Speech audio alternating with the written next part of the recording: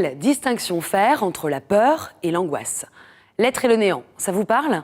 Bon, aujourd'hui je me livre. Un jour où je lisais ce livre, je suis tombée, vous savez, sur ce genre de petit rien qui fait tout, qui fait toute la différence. Il s'agit d'un passage précis, précieux, où Sartre fait la différence entre la peur et l'angoisse. Quelques lignes, couchées là sur un morceau de papier, le bon coup de crayon que l'on ne peut, mine de rien, oublier. Et qui vous pousse même à vous projeter. En l'occurrence, imaginez que vous êtes, et c'est ce que dit le texte, en train de marcher le long d'un précipice, béant. Béat, vous la sentez là? Montez en vous et en premier, la peur d'y sombrer, de glisser, de tomber. Elle qui vous agrippe vous empoigne brutalement. Alors, farouchement, vous vous écartez, vous vous éloignez du trou, puisque c'est lui qui vous fait peur. Votre peur en est la marque du trou. Plus de trou, plus de peur. Car ce qui est dit ici, en somme, c'est que la peur que l'on ressent, elle naît d'un autre, du trou, du fou, de la foudre, de la foule. La peur est toujours peur de quelque chose, qu'on la ressente du haut d'un sommet ou que l'on soit autrement sommé ou assommé. Et c'est là le cœur de la distinction entre la peur, qui naît vis-à-vis d'un autre que soi, et l'angoisse, qui naît vis-à-vis de soi.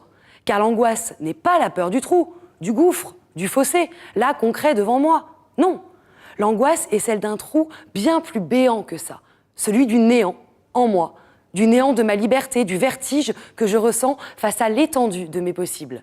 Rien, absolument rien ne me contraint à reculer, à prendre des précautions. Je suis toujours libre de sauter. Tout est toujours possible.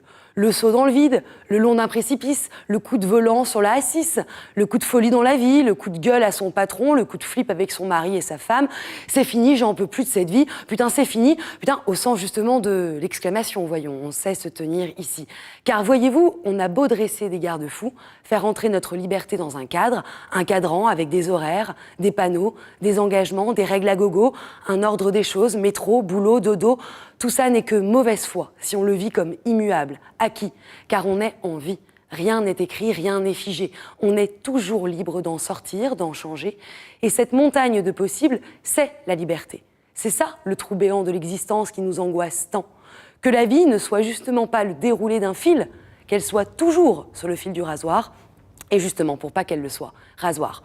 Aussi, est-ce mon éthique de conduite, vous inviter à apprendre à prendre conscience de la distinction entre peur et angoisse.